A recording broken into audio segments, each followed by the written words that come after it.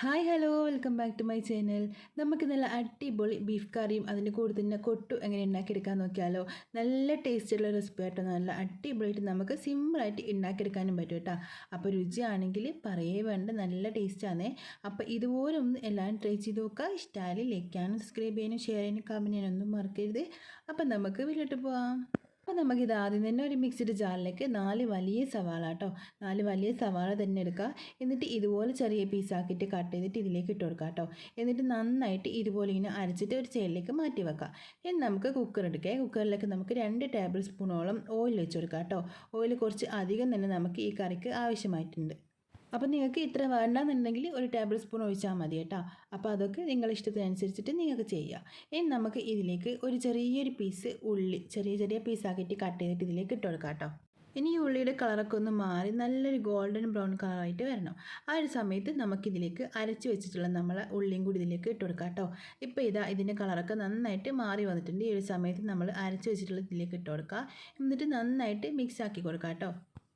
അപ്പോൾ ഇത് നന്നായിട്ട് നമ്മൾ മിക്സ് ആക്കിയിട്ട് നമ്മളെ സവാളയുടെ കളറൊക്കെ ഒന്ന് മാറി വരണം.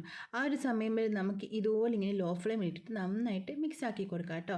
അപ്പോൾ ഇതൊന്ന് കളറൊക്കെ ഒന്ന് മാറി വരുന്ന സമയത്ത് നമുക്ക് ഒരു മിക്സിയുടെ ജാറിലേക്ക് ഒരു 3-4 തക്കാളി, മീഡിയം വലുപ്പത്തിലാണെങ്കിൽ 4 മതി കേട്ടോ. അല്ലാന്നുണ്ടെങ്കിൽ നമുക്ക് വലുതാണെങ്കിൽ 3 തക്കാളി എടുത്താൽ മതിയേ. നമുക്ക് ഇതിലേക്ക് അതിൻ്റെ കൂടെ തന്നെ 2-3 പച്ചമുളക്, നമ്മൾ എരിവിനാവശ്യമായിട്ടുള്ള പച്ചമുളകും കൂടി ഇട്ട് കൊടുത്തിട്ട് നന്നായിട്ട് അരച്ചിട്ടെടുക്കാം കേട്ടോ. ഇപ്പോൾ നമ്മൾ തക്കാളിയും പച്ചമുളകൊക്കെ നന്നായിട്ട് അരച്ചിട്ടൊരു സൈഡിലേക്ക് മാറ്റി വെച്ചിട്ടുണ്ട്. ആ ഒരു സമയം കൊണ്ട് നമ്മൾ സവാളയൊക്കെ നന്നായിട്ട് കളറൊക്കെ മാറി അതിൻ്റെ സ്മെല്ലൊക്കെ ഒന്ന് മാറി വന്നിട്ടുണ്ട് കേട്ടോ. ഈ ഒരു സമയത്ത് നമ്മൾ അരച്ച് വെച്ച് ഇതിലേക്ക് ഇട്ട് കൊടുക്കുക. അതിൻ്റെ കൂടെ തന്നെ ഒരു ടീസ്പൂണും ജിഞ്ചർ ഗാർലിക് പേസ്റ്റും കൂടി ഇട്ട് കൊടുക്കുക കേട്ടോ. എന്നിട്ട് നന്നായിട്ട് മിക്സ് ആക്കി കൊടുക്കുക. എന്നിട്ട് ലോ ഫ്ലെയിമിലേക്ക് ഇട്ട് കൊടുക്കുക കേട്ടോ. ലോ ഫ്ലെയിം ഇട്ടിട്ട് നന്നായിട്ട് മിക്സ് ആക്കി കൊടുത്തിട്ട് ഇതിൻ്റെ ഒന്ന് സ്മെല്ലൊക്കെ ഒന്ന് മാറി വരട്ടെ. ഇഞ്ചിയുടെയും വെളുത്തുള്ളിയുടെയൊക്കെ സ്മെല്ലൊക്കെ ഒന്ന് മാറി വരുന്നവർ നമുക്ക് നല്ല രീതിക്ക് ഇതുപോലെ ഇങ്ങനെ മിക്സ് ആക്കി കൊടുക്കാം. ഇനി നമുക്ക് ഇതിലേക്ക് പൊടികൾ ചേർത്ത് കൊടുക്കുക. ഈ ഉള്ളിയുടെയും തക്കാളിയുടെയും പച്ചമുളകിൻ്റെ ഒക്കെ കളറും സ്മെല്ലൊക്കെ മാറി വന്ന സമയത്ത് നമ്മളിത് ഇതിലേക്ക് പൊടികൾ ചേർത്ത് കൊടുത്തിട്ടുണ്ട്.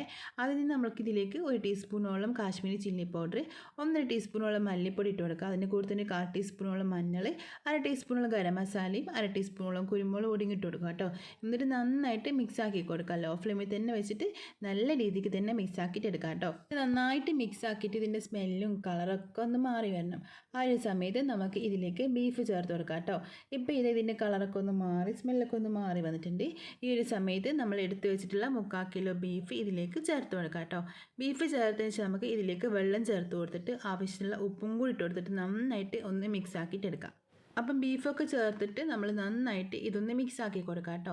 മിക്സ് ആക്കി വെച്ചതിന് ശേഷം നമ്മൾ ഇതിലേക്ക് കൊട്ട് ചേർത്ത് കൊടുക്കുന്നത്. അതിന് മുമ്പ് നമ്മൾ കൊട്ടിട്ട് കൊടുത്ത് നമുക്കിതിങ്ങനെ മിക്സ് ആക്കി എടുക്കാൻ കുറച്ച് ബുദ്ധിമുട്ടായിരിക്കും കേട്ടോ.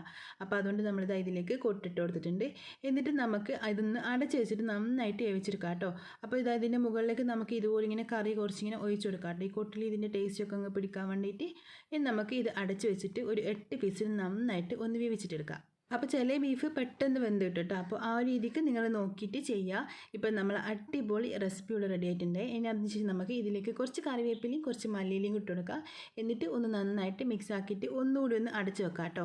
അടച്ചിട്ട് ഒരു 5-10 മിനിറ്റ് ഒന്ന് വെയിറ്റ് ചെയ്യുക. അതിനുശേഷം നമ്മൾ അടിപൊളി കറി റെഡി ആയിട്ടുണ്ടാവേ. അപ്പോൾ എല്ലാം ട്രൈ ചെയ്ത് നോക്കണേ. ഇഷ്ടമായി ലൈക്ക് ചെയ്യാനും സബ്സ്ക്രൈബ് ചെയ്യാനും ഷെയർ ചെയ്യാനും കമൻറ്റ് ചെയ്യാനൊന്നും മറക്കരുത്. അപ്പോൾ നമുക്ക് മറ്റേ പിന്നെ കാണാം. Bye, thank U.